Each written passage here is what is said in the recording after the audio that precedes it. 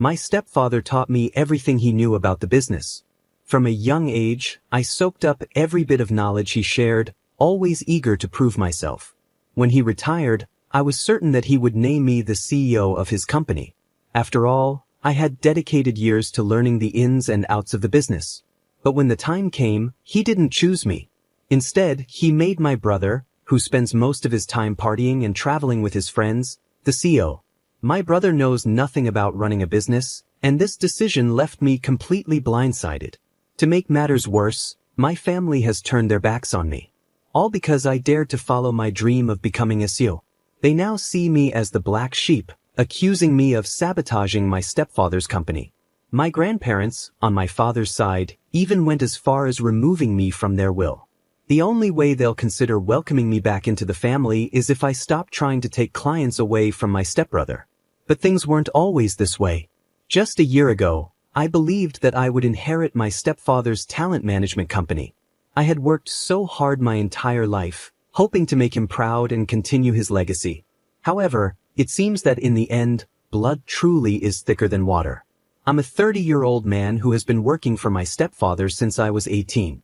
My father passed away when I was very young, and later, my mother remarried a widower who had a son just 3 years younger than me. We became a blended family, and despite the changes, I never lost contact with my father's side of the family. The way my stepbrother Scott and I were raised, no one would have guessed we weren't blood relatives. My stepdad treated us both like his own sons, though we were very different in our interests and personalities. While my stepbrother spent his school holidays on trips, partying with his friends, I spent mine begging my stepfather to let me work at the company. He eventually gave in, allowing me to do small tasks like answering phones, bringing coffee, and running errands while I was still in high school. My mom was incredibly proud of me for taking an interest in the business and working so hard. During college, I continued to work for my stepfather part-time, in the field I was studying. I always turned to him for advice whenever I faced challenges, and he was there to help me every step of the way. The money I earned usually went into savings, as my mom and stepfather were already covering my tuition. I might sound entitled for thinking I deserved to run the company, but in many ways, my stepfather had been preparing me for that role from the start. Unlike me, my stepbrother never showed any interest in the business. But despite all my efforts and dedication, it was he who ended up in the position I worked so hard for. I began working for my stepfather while I was still in college. He took me under his wing, mentoring me throughout the years, and I eventually became one of his most valued interns. When I finished my degree, I had a variety of job offers from different companies, all eager to hire me. But despite these tempting offers, I chose to stay with the family business. I couldn't bring myself to leave behind everything I had worked for and the people I cared about for a more comfortable job elsewhere. In hindsight, I should have taken the best offer and walked away because what I ended up doing was setting myself up for disappointment. I had accumulated years of experience in the business, and my job prospects were excellent. My stepfather made me an offer with benefits and promised me that I had a bright future at the agency. As I continued to work there, I was entrusted with larger and more significant projects. At first, my fellow employees didn't take me seriously, but through sheer hard work, I earned their respect and trust. Everyone in the company knew that I was his son and his right-hand man. The business became my entire life. I had little time for anything else. Over the past 5 years, I poured my heart and soul into the company. I started from the bottom, and my stepfather was always fair, ensuring that I genuinely earned every promotion I received. As my position within the company grew, he began to seek my advice on business matters. Before long, I knew all of the company's trade secrets, every single client, and even our competitors. I was a key player in closing deals, and I quickly became one of the top managers in just 5 years. Then, my stepfather announced his retirement, which meant that the position of CEO would soon be available. Everyone, including my mother, believed that I would be the one to take on this role, given the success I had brought to the company. I was ready for the opportunity. My stepfather had even hinted that I was moving up in the company for quite some time. But when the moment came, he shocked everyone by naming my stepbrother as the new CEO candidate. I felt utterly betrayed, as did many others who had witnessed the hard work I had put in. My stepfather claimed that my stepbrother had the potential to lead the company forward and mentioned that he had been mentoring him for the past 7 months. The reality, however, was that my stepbrother had been working overseas for different companies, none of which were in the same field as ours. Even if he had been taught everything there was to know about our business in that short time, he was still far from qualified to take on the role. I pulled my stepfather aside one day and asked him directly why he had chosen Scott over me for the CEO position. I had to know the reason behind his decision, especially after all the hard work I had put into the company. He looked at me and said that while I was a good employee, I still had a lot to learn before I could become a leader. His words stung, so I asked him if his decision had anything to do with the fact that Scott was his biological son, and I wasn't. That question seemed to set him off. He got angry and started questioning whether he had ever treated me like I wasn't his son. He essentially told me to grow up and stop acting like he owed me anything. The conversation left me feeling empty, like I had been wronged in a major way. Even some of the other employees believed that my stepfather had made the wrong choice. If I were just another employee who had worked at the company for years, I might have accepted it, but it felt completely unfair that the rest of us had to start from the bottom while Scott was handed everything on a silver or rather, gold platter. I couldn't wrap my head around it. I had done everything right. I brought in the best clients, sacrificed my social life, and even gave up holidays just to be mentored by him. I felt like he had misled me, making me believe that I was being groomed for something greater. I had taken every compliment to heart, believing that I had a bright future ahead in the company. But in my mind, that future was supposed to be at the top, not working under someone with zero experience. As the reality of the situation sank in, I saw things for what they truly were. He had lied to me, creating the perfect employee who would never leave the company. For a man who prided himself on his ethics, it became clear to me that he had none. He had practiced blatant nepotism, appointing my stepbrother as CEO the moment the opportunity arose. Right after the news broke, I called my mom to tell her what had happened. I was hurt and needed her support. But instead of the empathy I was hoping for, she told me that it wasn't the end of the world and that other opportunities would come my way. She even asked me to support Scott and help ensure his transition into the company was smooth. Her response left me with a sinking feeling that she had known all along about the plan to leave me out in the cold. In that moment, I wanted to quit on the spot. I was bitter and felt robbed of what I believed was rightfully mine. But I knew I had to be smart about it. I wanted my departure to leave a mark, to make them feel the loss. So I stayed. I watched as my stepbrother stumbled through his new role, making a mess of the company. I bided my time, waiting for the right moment to make my exit, one that would hurt them the way they had hurt me. I tried to give my stepbrother advice whenever I saw him heading in the wrong direction, but he always reminded me that I was in a lower position. Word spread quickly among the employees, and most of them were already unhappy with how he was treating them. During this time, I was quietly making plans to start my own company, even as I began to steal clients right from under their noses.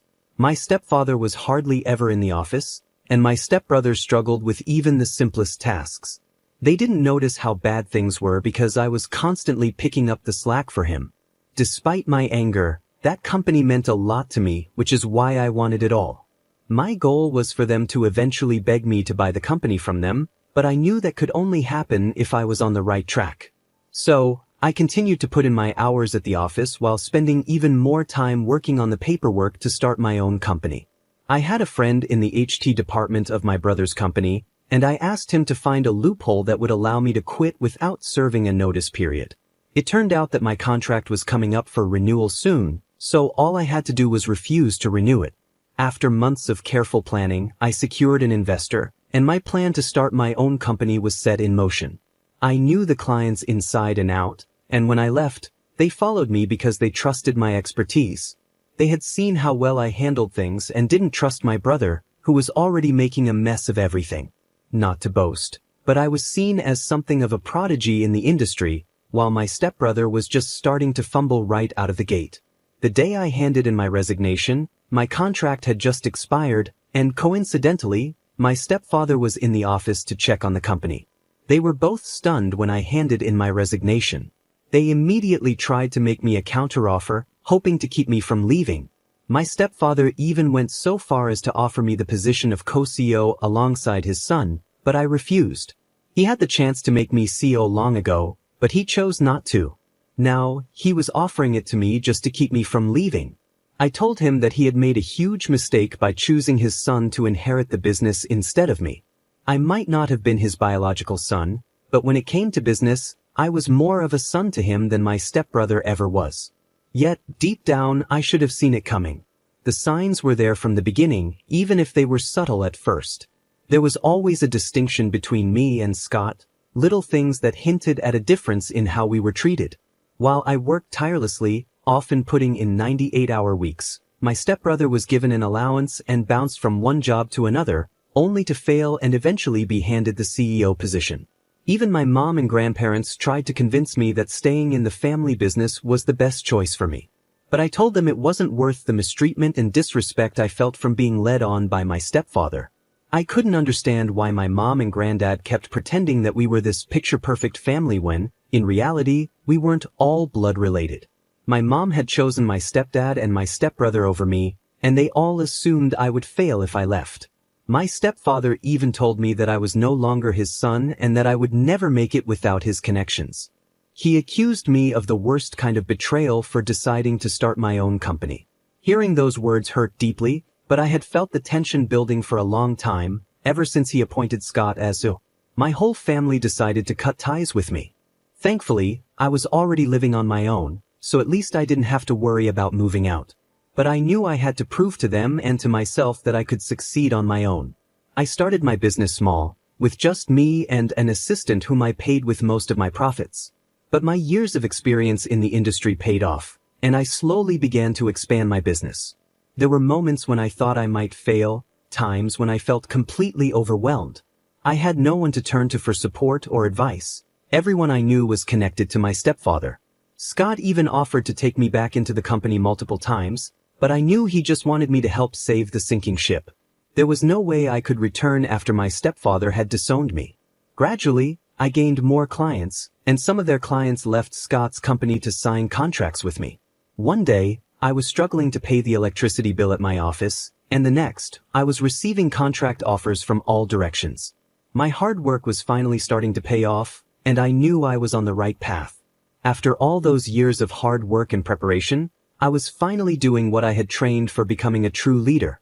My company grew rapidly, expanding from a small office to an entire building in just a few months. The business media took notice, covering my incredible growth, and I was even named one of the top entrepreneurs of the year. As my company continued to expand, I hired more employees, and some of my former colleagues returned, seeking jobs with me. Meanwhile, it became clear that my stepbrother was running our family's company into the ground. Employees were going unpaid, yet he was overworking them while carelessly spending company funds. He struggled to grasp even the basics of running the business. His clients were neglected, and he employed poor business strategies that only made things worse. I wasn't sure if my stepfather was trying to help him, but if he was, it wasn't making any difference. I was living on my own by this time, having cut off communication with my family. My stepfather was furious with me for leaving and starting my own company, blaming me for knowing my worth and daring to compete in the same industry. Despite being retired, he still held significant influence in the industry and tried to sabotage me by spreading negative rumors. But I decided to ignore the drama and focus all my energy on my company. By the end of the year, my hard work paid off, and I received a small award for the upcoming Businessman of the Year. My company was now generating millions in revenue, all thanks to the risks I had taken. It was a proud moment, knowing that I had built something successful on my own terms. Recently, my grandparents from my father's side reached out to me. They live out of town and weren't fully aware of the situation. It seemed that my stepfather had given them his version of events, likely skewed to make himself feel better. When we met, they asked why I was ruining the family company instead of helping it. I explained the situation with the CEO position and how things had unfolded, but they dismissed my concerns, saying I was just being petty. They then gave me an ultimatum, as if I owed them an answer. They told me that if I let go of my business and returned to work for my stepbrother's company, they wouldn't disown me as well. I stood my ground and told them I would never give up being my own boss or stop pursuing my clients, even if it meant further estranging myself from the family.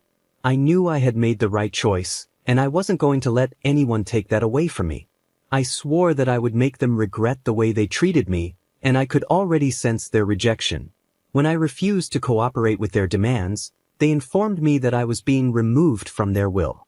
Their estate is worth millions, and inheriting that money would have set me up for life. But I knew that no amount of money was worth sacrificing my own happiness. I told them they could keep their money because I didn't need it. If my business continued on the path it was on, I would keep swimming in cash. Even if I were only making a modest income, I would rather earn it through my own hard work than rely on their inheritance. I do what I do because I love it, and my passion for the business is what drives me every day. The money is just a bonus. Since that conversation, I've noticed that they, too, have joined the rest of the family in cutting me off. They've blocked me, but I don't care what they think or say about me. I am independent and successful because of my own sacrifices. Nothing was handed to me. I had to prove myself every step of the way, and I will continue to do so. In my opinion, starting my own company was the right decision, and the fact that my stepbrother's company is now at risk of failing is not my fault. They all made their choices, and now they have to live with the consequences. I know that my success bothers them, and I'm happy about that because it's the best kind of revenge. I've moved on with my life, and this is the last time I will ever talk or think about them. As for the story, I completely agree with the original poster, OP. OP deserved to be the CEO, and I don't blame him at all for the path he chose. He started his own business, and now his father and stepbrother are upset, but they brought this on themselves. What do you think? Was OP right to go his own way, or should he have stayed with his family and waited for the CEO position after his brother inevitably failed? Share your thoughts in the comments below. Story 2. Over the weekend, a 25-year-old woman, went to a dinner with some of my dad's relatives. We don't see these relatives very often, so it was one of those rare family gatherings. My dad has never gotten along well with his brother, my uncle, and honestly, I haven't either. My uncle is rude, talks down to people, and we just don't agree on many things. Usually, I try to keep my distance and ignore him when I can. But at this dinner, my uncle decided to ask me about the car I drove up in and about my new job. I started working about a year ago after graduating from college, and I've been working hard to build my career. I'm a software engineer, and I'm proud of the work I do. It's a field that requires a lot of skill and dedication, and I've put in the time and effort to be successful. With the money I've earned, I recently bought my dream car, something I've always wanted. So, when my uncle, in his usual condescending tone, asked me, "Hey, how much are they paying you anyway?" I knew he wasn't asking out of genuine curiosity. It was more like he was setting me up to make me feel bad. I didn't want to play along with whatever game he was trying to start, so instead of giving a vague answer like, "Oh, enough," I decided to be straightforward. I told him exactly how much I make. Apparently, that wasn't the answer he was expecting. He started going off on a rant about how number 25-year-old should be making that kind of money and how stupid my company must be for paying me that much. I was shocked by how upset he got, but I didn't back down. I told him that I deserve every penny I make because I work hard, and not just anyone can do what I do. This response seemed to really set him off. After dinner, I received a text from my cousin saying that I had been really rude at dinner and that I had insulted my uncle's intelligence. My dad, who doesn't like his brother anyway, took my side and supported me. He knows how hard I've worked, and he understood why I stood up for myself. However, my sister agreed with my cousin. She told me that I shouldn't have mentioned how much money I make or talk to our uncle that way because it's considered impolite. Now, I'm left wondering if I was in the wrong. I didn't think I did anything wrong by simply answering a question and defending myself when I was insulted. But the reaction from my cousin and sister has made me second-guess my actions. Am I the one at fault here? Honestly, I don't think I'm the bad guy in this situation. There was one comment I read online that really stuck with me, not the a-hole. He asked a question, you answered. He insulted you, and you defended yourself. Don't dish it out if you can't take it. That's exactly how I feel. My uncle started this whole thing by asking about my salary in a way that wasn't respectful. I just responded honestly, and when he insulted me, I stood up for myself. So, what do you all think? Did I go too far by telling my uncle how much I make and defending myself when he got upset? Or was I right to stand my ground? Let me know in the comments below. I read every single comment and appreciate all your opinions. That's all the stories I have for you today. If you're new to the channel, make sure to smash that subscribe button. Revenge Online will see you tomorrow with more stories. And remember, it's cool to be kind. See you guys in the next video.